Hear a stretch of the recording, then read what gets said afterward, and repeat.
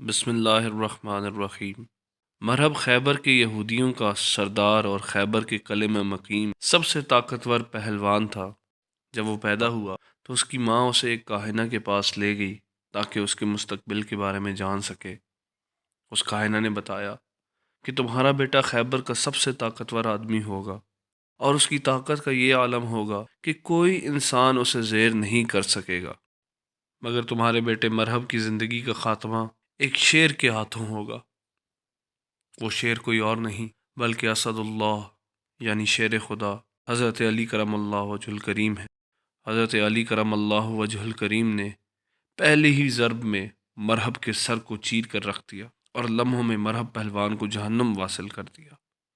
آئیے ان سے منسوب یہ درود شریف پڑھتے ہیں۔ صلوات اللہ وملائکتہ وانبیائہ ورسلہ وجمیع خلقہ علی سیدنا محمد وآل محمد وعلیہم السلام ورحمۃ اللہ وبرکاتہ۔